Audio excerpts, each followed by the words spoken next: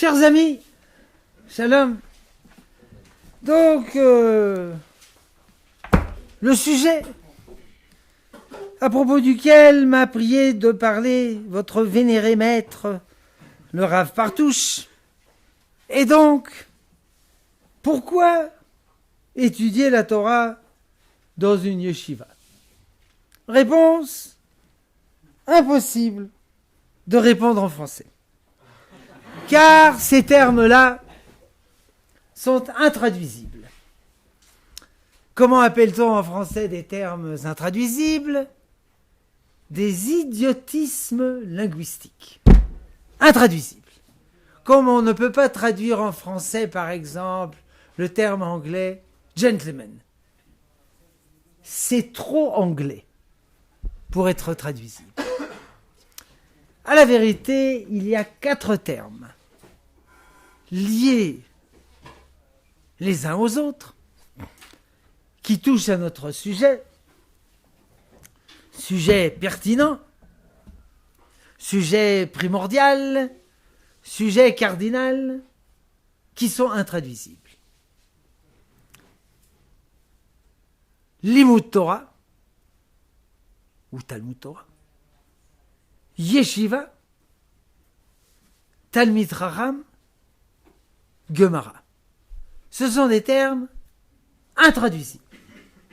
Ce sont des termes qui sont spécifiques au peuple juif, des termes, des notions, des activités humaines qui n'existent dans aucune nation sur Terre.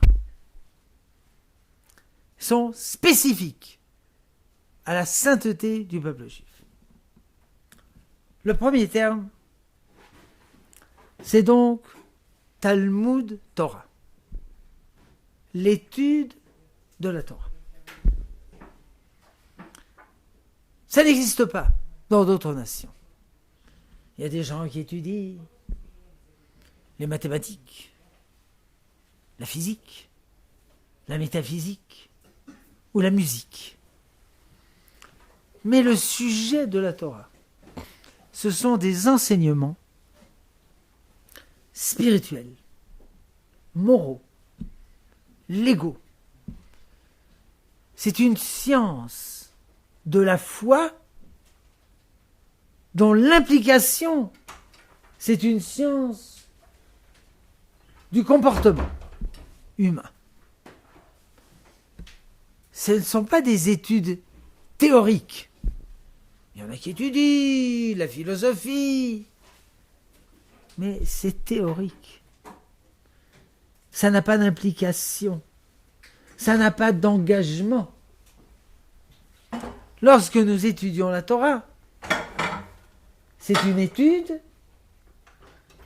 que nous voulons pratiquer, exercer, qui a un impact dans notre vie. Ce sont des enseignements théoriques sur Dieu, sur le monde, sur la finalité humaine sur Terre, sur les fins dernières de l'individu, mais qui sont également des directives. Comment nous conduire sur Terre? C'est permis, c'est interdit, c'est bien, c'est mal. La traduction du mot Torah, ça veut dire une science de directive. D'ailleurs, en hébreu moderne, on dit Torah Tabishul, la science gastronomique. Mais évidemment, la science gastronomique, c'est pas des études théoriques. Après, il faut faire du couscous, comme il est écrit. Fais-moi du couscous, chérie. Torah Tarashmal, la science de l'électricité. Mais ça veut dire qu'il faut réparer l'interrupteur ou quelque chose comme ça. Torah qui nous indique la voie à suivre. Moré derer, un guide qui nous indique la voie. La Torah, c'est un guide divin qui nous indique la voie à suivre. C'est ça l'étude de la Torah. Et l'étude de la Torah,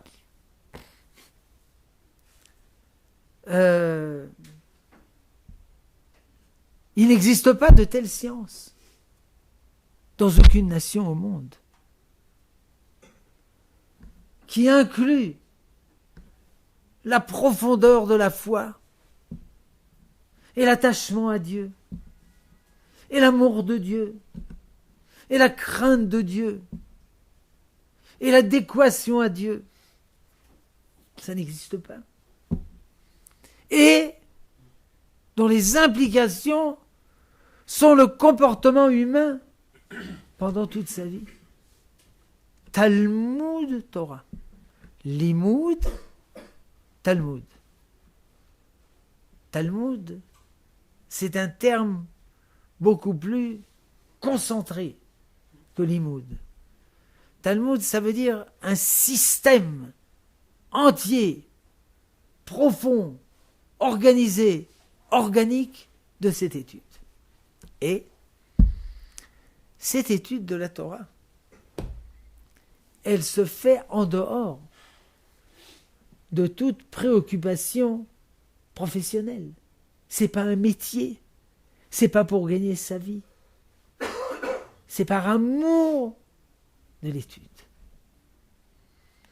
Sur Terre, il n'y a pas de gens qui étudient par amour de la science. Peut-être il y a un autodidacte qui s'intéresse à quelque chose, alors il vide un après l'autre les livres à la bibliothèque et s'intéresse. C'est possible. 1 heure par jour, 2 heures par jour. Peut-être qu'il est à la pension, alors il lit des livres toute la journée. Mais là, il y a un peuple entier qui consacre son temps libre à l'étude de la Torah. Il y a des gens qui étudient la Torah et c'est tout leur travail. Depuis l'âge de, 6 ans, jusqu'au jour de leur mort. Ils étudient la Torah jour et nuit sans arrêter. Et il y a des gens qui travaillent. L'un est ébéniste, l'autre est confiseur, le troisième est ingénieur, le quatrième est officier supérieur. Mais tout leur temps libre, ils étudient la Torah.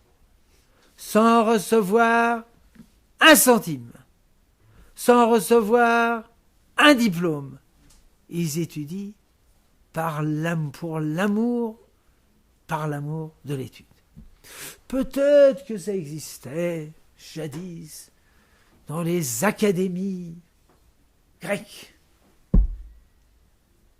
à l'époque de Socrate, qui disait « Je ne suis pas un sophos, un sage, je suis un philosophos, philein, amour. Je suis amoureux de la science. » Ah voilà, nous sommes amoureux de la science. Et c'est pourquoi on étudie des adultes, des enfants, par amour de l'étude. Une fois, on m'a dit, il y a un Allemand qui a reçu un prix en Israël et puis il veut rencontrer toutes sortes de gens. Mais moi, je ne parle pas avec des Allemands. On m'a dit, il n'est pas nazi. Je ne veux pas parler avec des Allemands. On m'a dit, mais tu crois qu'on a donné un prix à un nazi? Bon, d'accord. Je lui parlerai avec votre Bosch. Comment il s'appelle? J'ai oublié son nom. Jürgen Habermas. Par hasard, je savais qui c'était. À la tête de l'école de Francfort, école philosophique qui traite du problème si l'on peut parler. Qu'est-ce qu'on peut parler? Je parle. Ouais, on peut parler, mais il faudrait savoir si je parle et si quelqu'un me comprend, s'il y a un locuteur, un interlocuteur. Il y a aussi plein de philosophes français, des philosophes français qui ont du temps libre, qui ont parlé de ces problèmes. Est-ce que le langage, est-ce que la conversation était possible, etc. Bon, alors il vient, le Jürgen Habermas, à notre yeshiva. Il me dit, dans votre yeshiva, d'ailleurs j'ai changé de sujet, vous voyez, je parle de la yeshiva. Dans votre yeshiva, il s'intéresse. Il y a des examens, 9.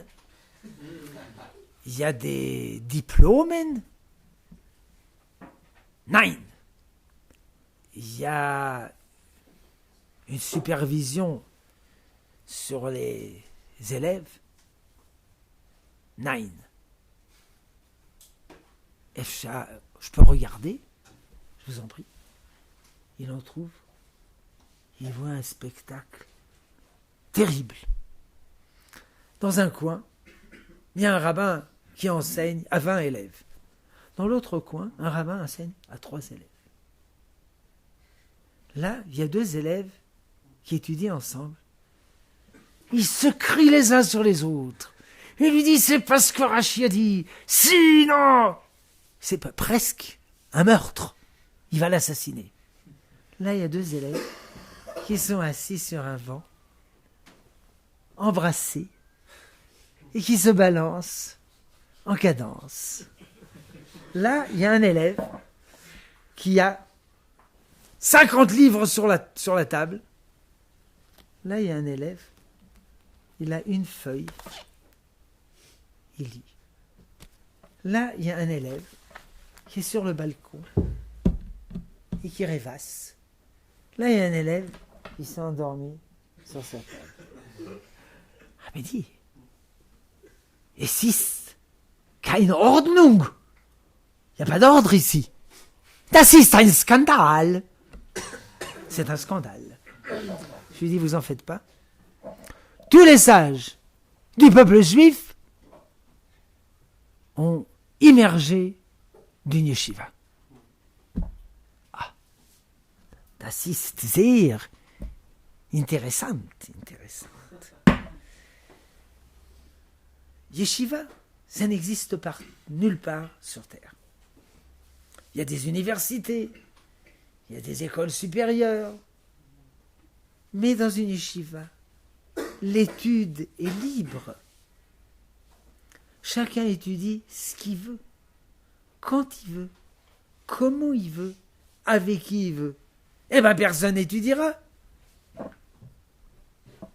Erreur, très chers professeurs, ils étudient. Pourquoi? Parce qu'ils sont amoureux de l'étude de la Torah. Oui, mais c'est un la pagaille. Il n'y a pas de Ordnung. Non. Erreur. C'est bien organisé. C'est une machine qui existe depuis Moshe Rabbeinu à fabriquer des Talmidei Chachamim. Ainsi que le mentionnent les Tosafistes dans le traité Yevamot 63. Car en effet, lorsque Rachel, la fille de Kalbas Saboua, s'est mariée avec Rabbi Akiva, qui n'était d'ailleurs pas encore Rabbi Akiva, mais était à cette époque un ignare, son père s'est mis en colère. Parce qu'elle s'est mariée avec un homme de rien, et donc il l'a dépossédée de toute sa fortune. Sa fille, elle a été mise à la porte, et comme vous le savez, elle dormait sur la paille, etc. Il a fait vœu que sa fille et son gendre à la gomme arabique ne recevrait pas un traître sou. Après de longues années, il est revenu avec 24 000 élèves. Évidemment, Calva-Savoie ne savait pas que c'était son gendre. Il savait que c'était un grand sage. Il lui dit « Est-ce que vous pourriez, monsieur le sérénissime et sublime rabbin, me délier de mon vœu, ce qui s'appelle Hatarat Nedarim. Comment un rabbin délie un vœu? Il met en valeur une notion que celui qui a fait le vœu n'avait pas pensé à elle, n'avait pas pensé à ce fait lorsqu'il a fait vœu, mais s'il le savait, il n'aurait pas fait vœu. C'est donc un vœu erroné. Par exemple, un type se met en colère, il dit « J'en ai marre de vous, vous ne pénétrez plus jamais dans ma maison, je le jure. Mais je me suis fiancé avec votre fille avant-hier. » Le vœu tombe. Parce que s'il savait que sa fille s'était fiancée, il n'aurait pas fait vœu. Puis moi, je me suis enivré, j'ai fait des bêtises, alors je fais vœu de plus boire de vin. Mince. Yom Shishi, qui douche. Le rabbin dit, quand vous avez fait vœu, vous avez pensé au fait qu'il y avait le kidouche? Non. Si vous y avez pensé, vous auriez fait vœu? Non. Le vœu est délié. Évidemment, on peut délier un vœu uniquement à partir d'une donnée existante, et non pas une donnée qui apparaîtra. Par exemple, j'en ai marre de vous, je jure, vous posez plus vos pieds dans mon palais. Et il se fiance après une semaine. Ça ne marche pas. Si vous saviez qu'il allait se fiancer, l'avenir, ça ne veut rien dire. Alors, quand Calva-Savoie est venu chez son gendre, et ne savait pas que c'était son gendre, il a voulu délier le vœu. Hatarat Nedarim. Rabbi Akiva lui a dit, si vous saviez que votre gendre, après, saurait un peu de Mishnah, un peu, vous auriez fait vœu? Non. Si je savais qu'il saurait quelques versets de la Torah, un peu de Pentateuch, j'aurais pas fait vœu. Le vœu est délié. Objection, disait Tosafiste. C'est un vœu, c'est une déliation fondée sur l'avenir. Banolad, nolad, ce qui est né. C'est invalide, caduc et non avenu. Réponse des Tosafistes. À cette époque, c'est vrai. Il était encore un ignare, mais il étudiait déjà dans la yeshiva. Or, quand on étudie dans une yeshiva, c'est une machine à fabriquer des sages. C'est automatique. Évidemment, si on étudie. Pas si on dort toute la journée ou si on lit Astérix. Mais si on étudie la Torah, on sort sage. Après un certain nombre d'années, petit sage, grand sage, vous n'avez pas besoin de faire quelque chose de spécial. C'est automatique. C'est ce que les physiciens appellent a black box. Une boîte noire. In, out. Input, output.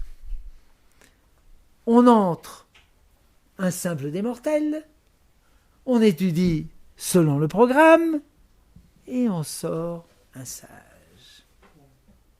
C'est spécial, une yeshiva.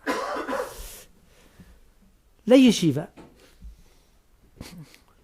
ça veut dire on est assis. On peut étudier debout, évidemment. Mais yeshiva, ça veut dire on est installé de façon sérieuse, comme au yeshivat haaretz. On habite, on est Eretz Israël.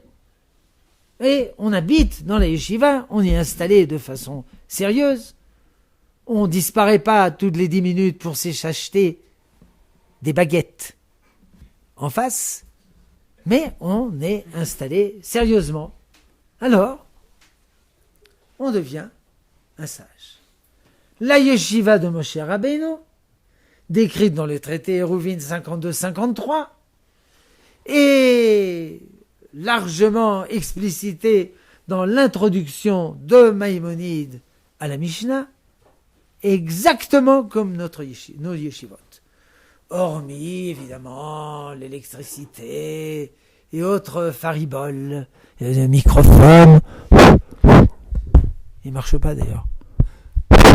Il marche? Oui? Il marche? Il marche pas. Ah, ça enregistre là-bas. D'accord. À part quelques fariboles de peu d'importance, c'est exactement les mêmes yeshivot. Évidemment, jadis, on n'avait pas des lunettes, etc., et des machins comme ça. C'est la même chose. C'est un endroit spécial d'études libre, par amour de l'étude, jour et nuit. Évidemment, quand on est marié, on rentre à la maison. Mais notre maître, Rabbi David Cohen, appelé le Naziréen, tous les dimanches matins, tôt le matin, arrivé à la yeshiva,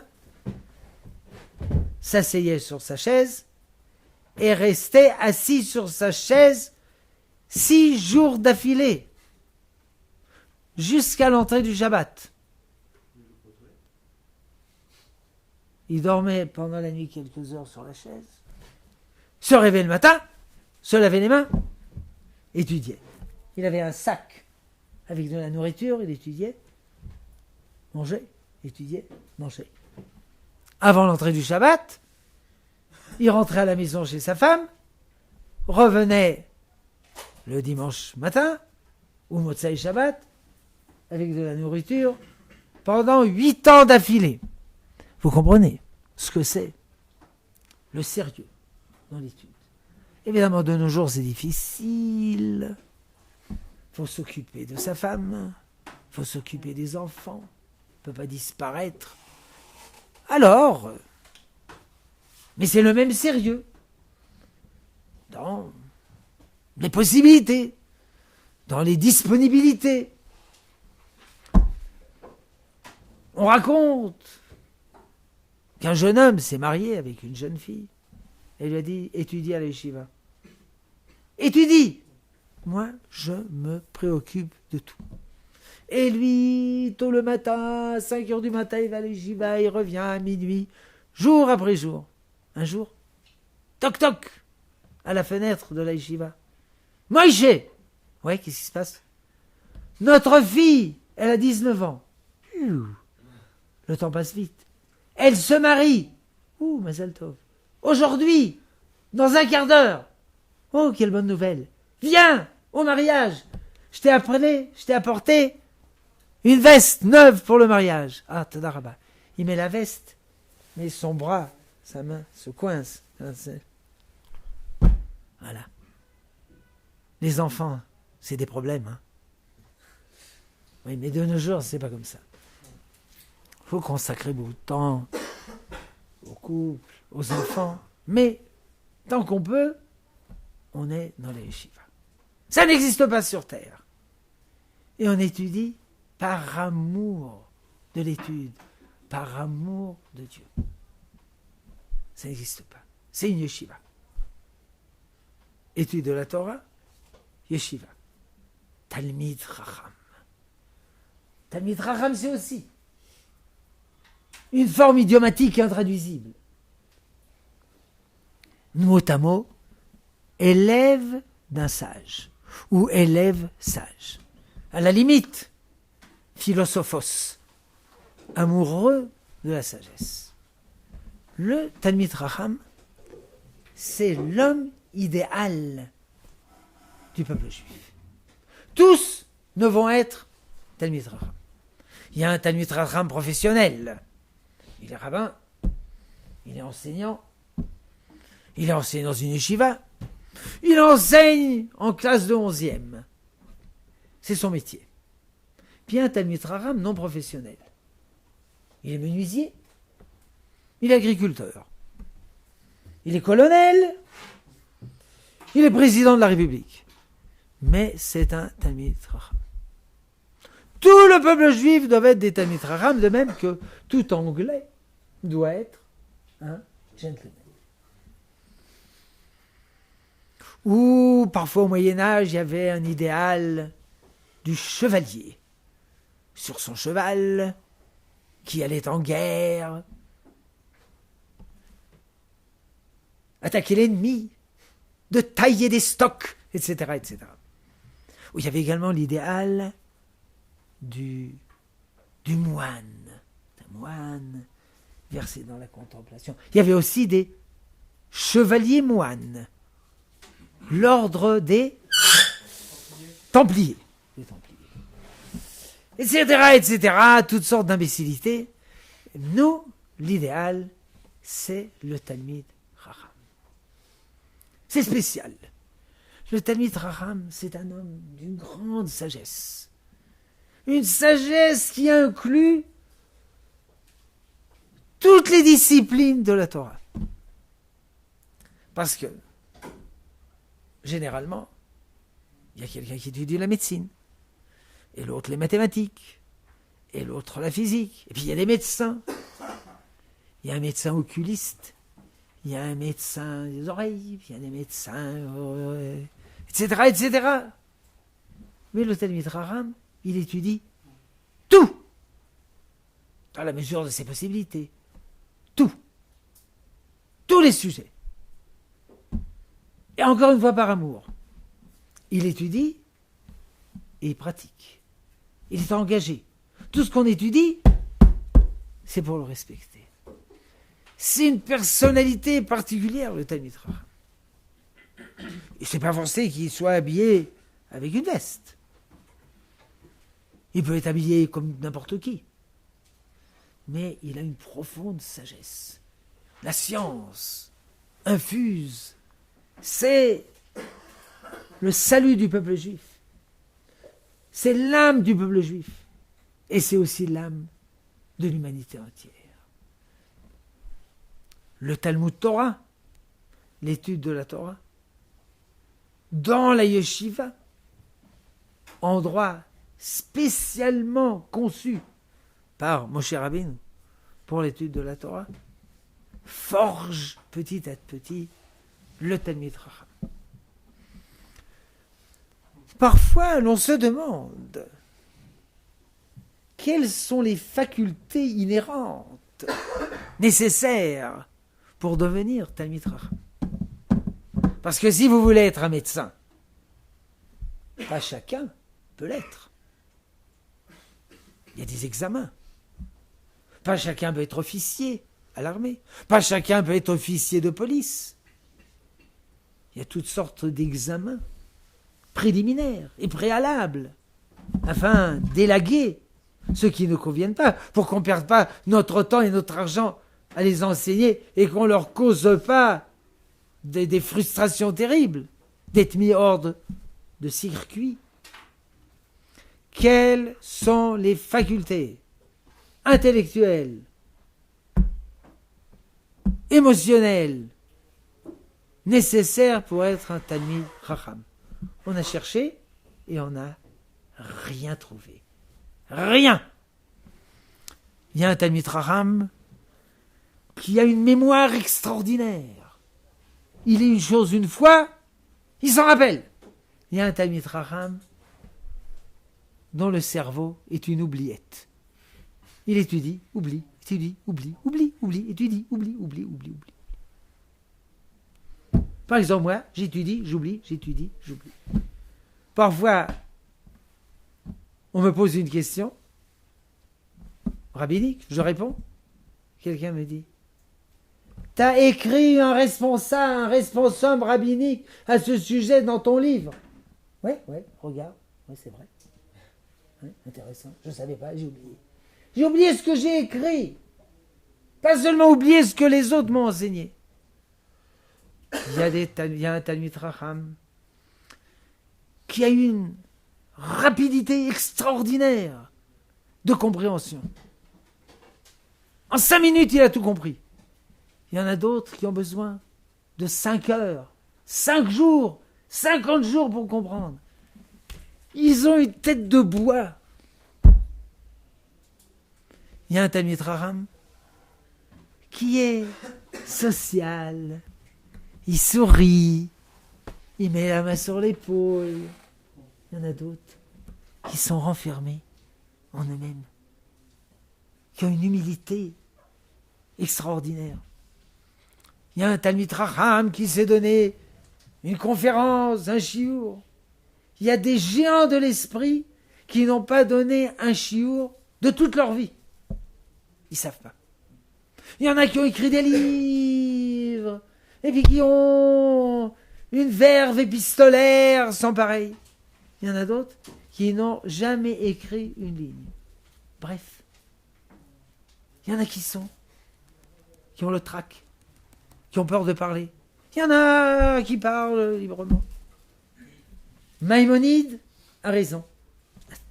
Ainsi qu'il écrit dans ses lois sur l'étude de la Torah. Chapitre 3, alinéa 1. La prêtrise, c'est à la descendance d'Aaron. La royauté, c'est à la descendance de David. La Torah, elle appartient à tout le peuple juif.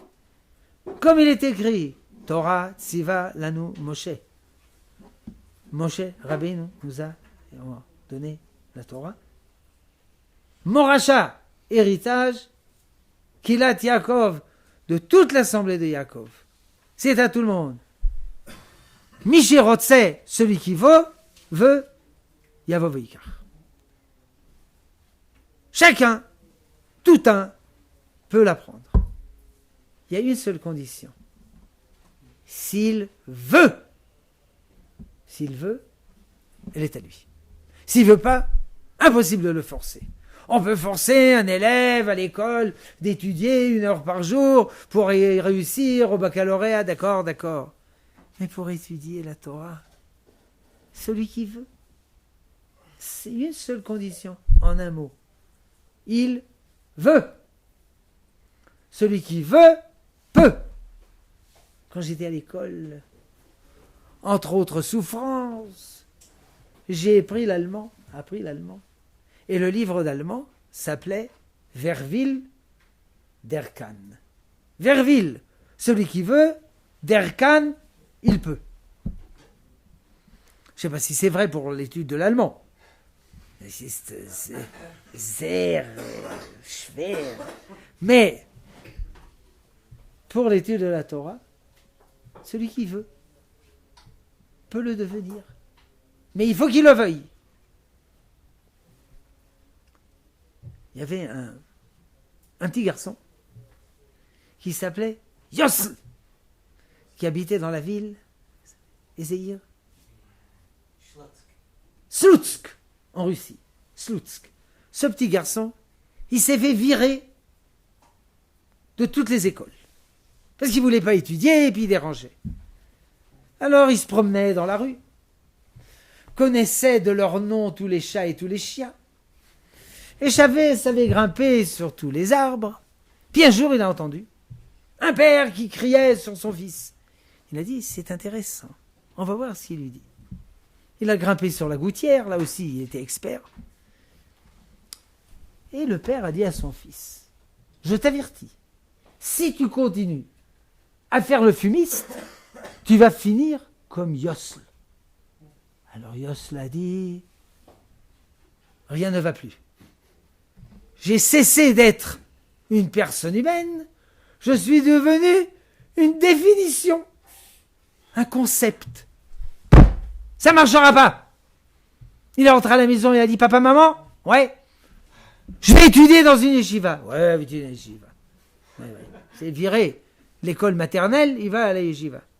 Non, je suis sérieux, je vais à la yeshiva. Bah, évidemment, se faire virer d'une yeshiva, c'est beaucoup plus honorable que de se faire virer d'une école. Non, je suis sérieux, je vais à la yeshiva.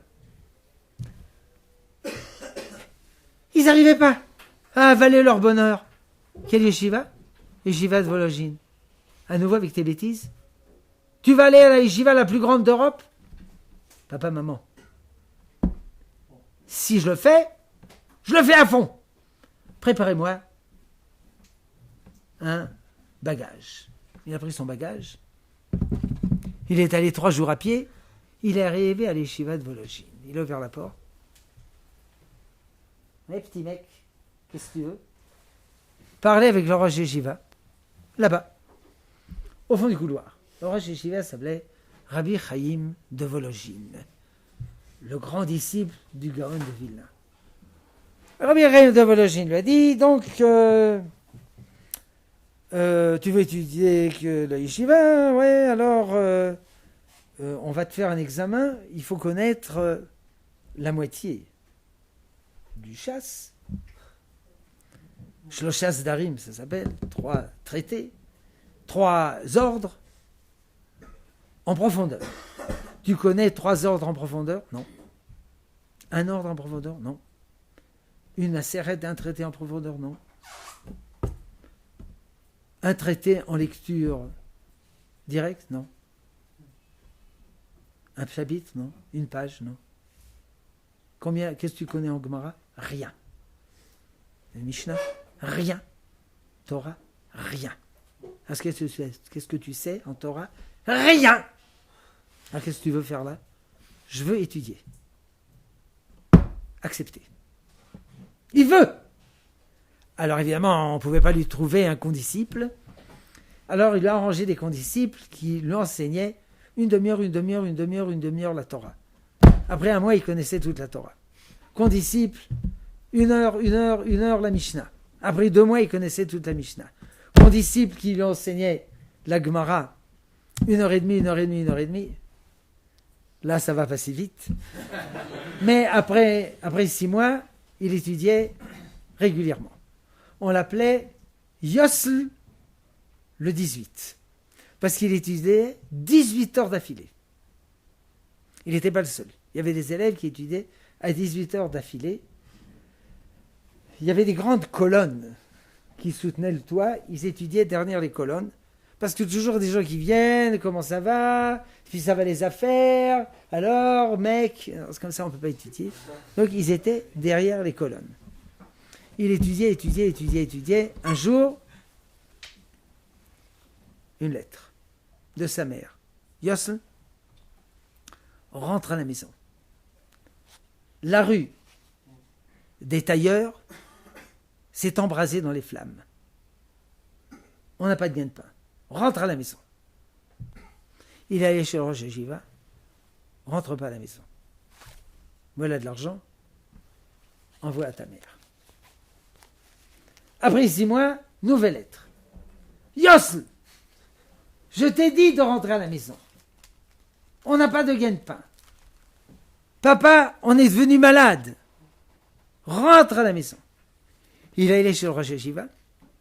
Rentre pas à la maison.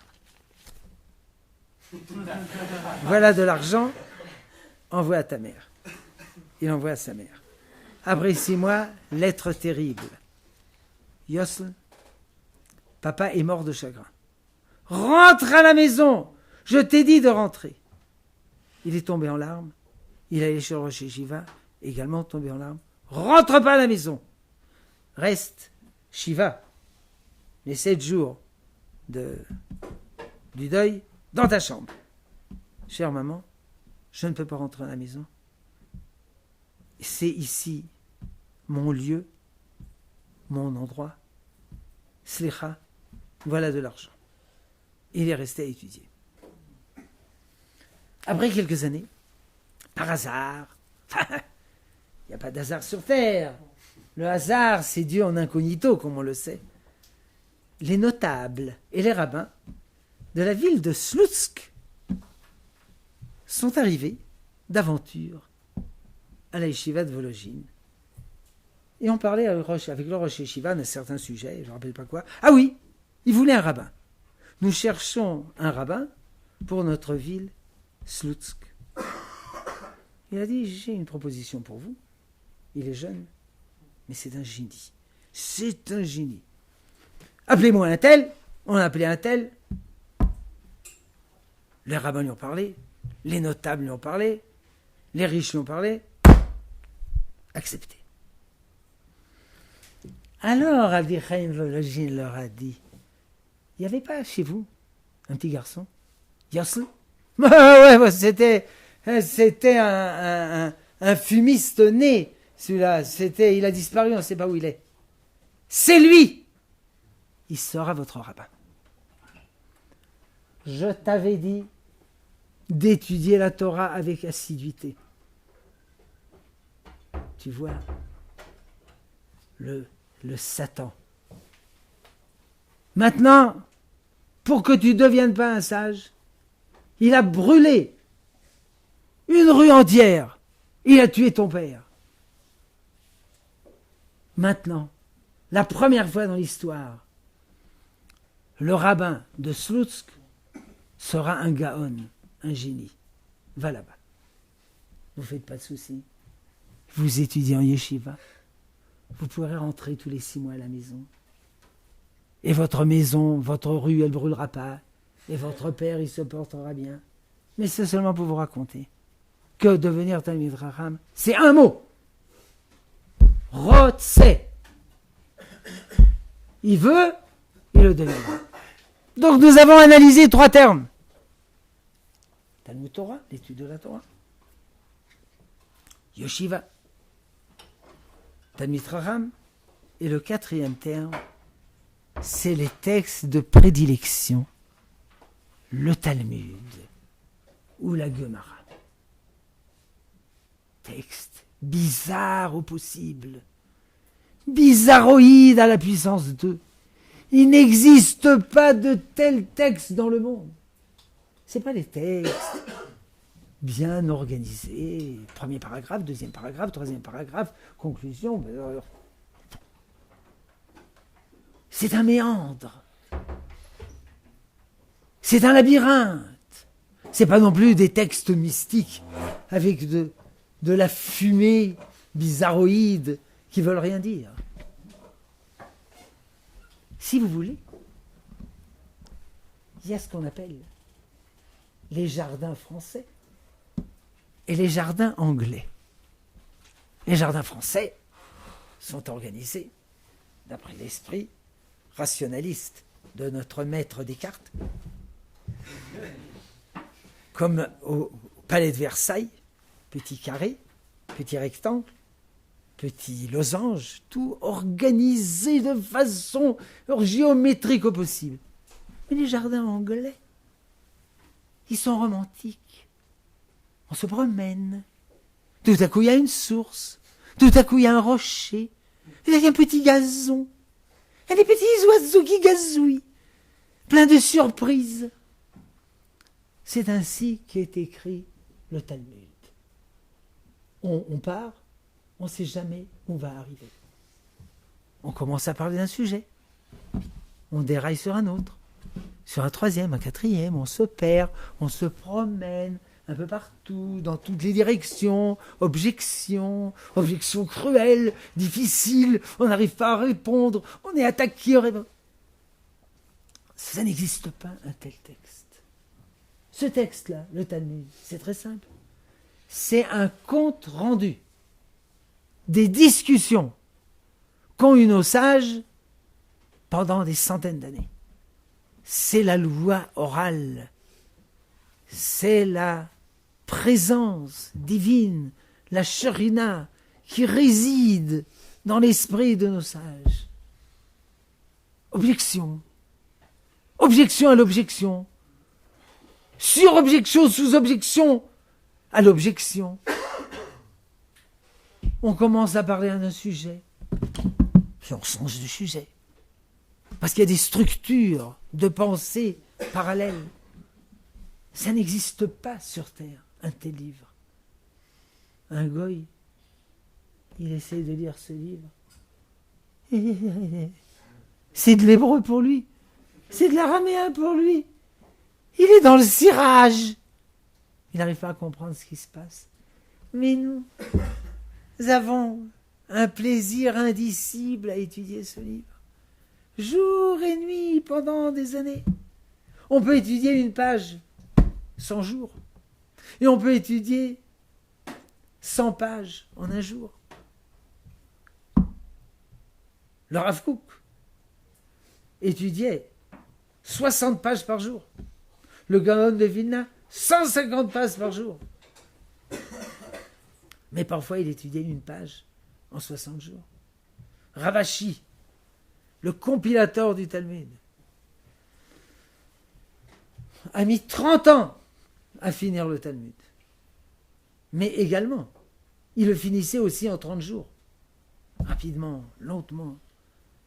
C'est un livre extraordinaire, invraisemblable, qui n'a pas son pareil. Libre, qui se déverse dans tous les côtés, dans tous les sens, en avant, en arrière, etc. Il y a des traités comme Ketubot, les pages premières parlent de tout ce que vous voulez, sauf de Ketubot. Ketubot, c'est l'indemnité de mariage, indemnité de divorce, indemnité. Le Talmud, c'est spécial, évidemment. Il faut étudier la Mishnah, il faut étudier la Torah, il faut étudier les livres de foi, il faut étudier les livres de moralité, d'édification morale, etc. Mais la Gemara, c'est l'essentiel de notre étude. C'est un livre incompréhensible à un esprit autre qu'un esprit juif. Donc il y a 4 termes imbriqués les uns dans les autres, intraduisibles. Ce sont des concepts qui n'existent pas dans le monde. L'étude de la Torah, la yeshiva, le Talmid Chacham, la Gemara. Étant donné qu'il reste encore 5 minutes, si vous avez des questions, je vous répondrai. Après, demande d'excuses. Je parle jamais français. C'est rarissime que je parle français. Étant donné que je suis parti de France, de la douce France, avec les clochers de mon enfance, ça fait environ 50 ans. Ça fait 50 ans que je n'ai point parlé français. Et ce qui est plus gravissime, c'est que je ne suis pas un littéraire. Je suis ce qu'on appelle un matheux. Alors je ne sais pas très bien le français. Alors il faut m'excuser si ma langue n'est pas fleurie. Question. Comment on peut devenir Talmid Chacham entre l'armée, les limoudines, etc., les études? Aucun problème. Si vous voulez aller à l'armée toute votre vie et devenir un colonel ou un général, alors on ne peut pas devenir tellement un Talmid Chacham. Mais si vous voulez aller à l'armée 6 mois, 9 mois, 1 an, 2 ans, 3 ans, vous pouvez devenir un Talmid Chacham. Ou bien vous pouvez d'abord étudier à la yeshiva et après aller à l'armée. Dans les yeshivot sionistes, tous vont à l'armée. Mais pas tout de suite. D'abord ils étudient la Torah. 1 an, 2 ans, 3 ans, 4 ans, 5 ans, 6 ans, 7 ans, 8 ans, 9 ans. Et après ils vont à l'armée.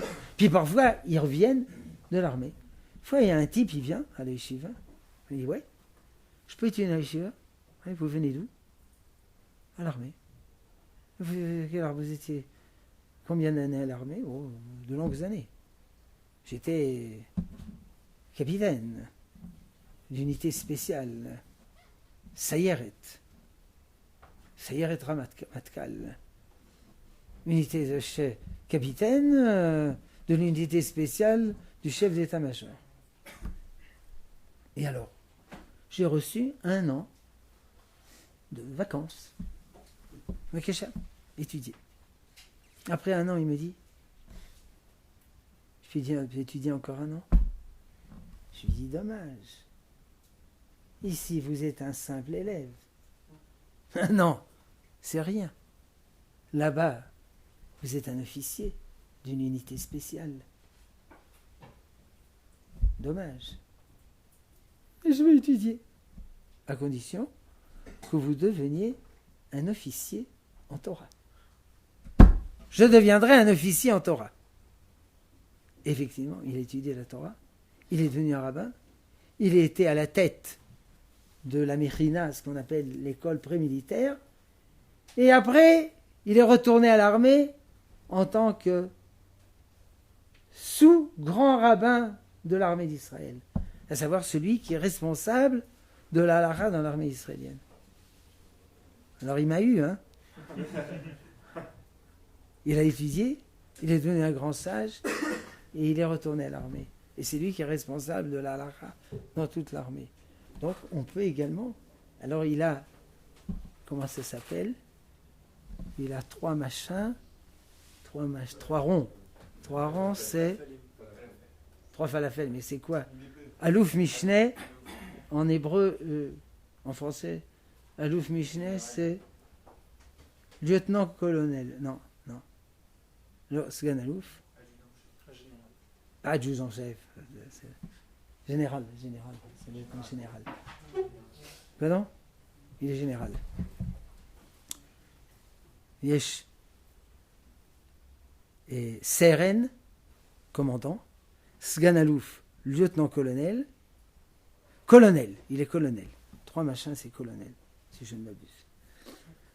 Donc, on peut étudier la Torah, on peut aller à l'armée, mais on ne peut pas faire 2 choses à la fois. On ne peut pas courir tous les chats.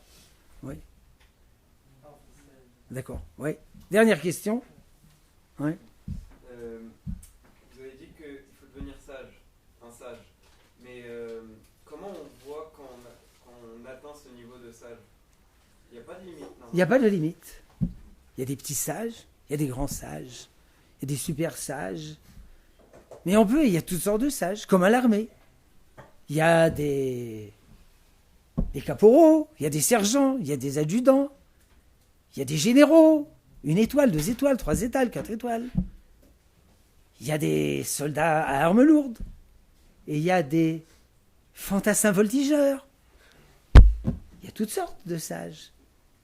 Il y a des sages qui conviennent à enseigner aux enfants en 11e, en 6e, en terminale, en yeshivot. Mais tous sont des sages. On n'est pas obligé d'être identiques. Toutes sortes de Talmid Racham. Il y a des sages qui sont rabbins d'une ville, rabbins d'une yeshiva. Il y a des rabbins, des sages francophones, anglophones, espagnols, hispanophones. Le monsieur en question là, c'est un rabbin anglophone. C'est pas grave. Il est quand même juif. Il y a toutes sortes de rabbins. Bien. Alors, fortement conseillé. À quel âge? Quel est l'âge limite pour commencer à étudier la Torah? Aucune. Rabbi Akiva, il a commencé à l'âge de 40 ans. Et ce n'était pas le seul. Rabbi Eliezer, à l'âge de 40 ans. Rabbi Yochanan ben Zakkai, à l'âge de 40 ans. Vous n'êtes pas obligé d'attendre jusqu'à 40 ans et jusqu'à 40 ans jouer au billard. Un peu avant, mais il n'y a pas d'âge. On peut commencer à l'âge de 40 ans. D'ailleurs, quand j'étais en France, il y avait un philosophe que les Français admiraient beaucoup, Bachelard. Vous avez entendu Bachelard? Ce Bachelard, c'était un philosophe qui était autodidacte. Quel était son métier? Postier. Il distribuait des lettres. Et dans son temps libre, il étudiait la philosophie. Et il est devenu le philosophe français le plus estimé. Cherchez dans vos encyclopédies. Bachelard. Et les profs de philo, enfin, j'ai pas étudié la philo, mais même en Mathelem, on avait 4 heures de philo. Les pauvres. Ceux qui faisaient philo avaient 8 heures de philo. Nous, Mathelem, seulement 4 heures. Les profs de philo, toujours en parlaient avec un grand respect. Bachelard, bien qu'il était postier. Donc vous pouvez travailler à la poste et devenir Talmid Racham. Mais à Charim, il y a un type. Une fois, j'ai acheté chez lui des bananes. Qu'est-ce qui est son métier? il vend des fruits et légumes. De 8 heures du matin à 4 heures de l'après-midi. 8 heures. À 4 heures de l'après-midi, il va à la yeshiva en face, il étudie de 4 heures jusqu'à minuit. 8 heures par jour. Depuis 50 ans. Alors, c'est un grand érudit. Bien que de son métier, il vend des fruits et des légumes. Aucun problème. Mais c'est un sage. Quand dans le peuple juif, il y aura une grande proportion de Talmidei Chachamim, masse critique, tout le peuple juif basculera et deviendra un peuple, Mamlechet Kohanim, Vegoy Kadosh, un royaume de paix, prêtres et un peuple saint. Shalom.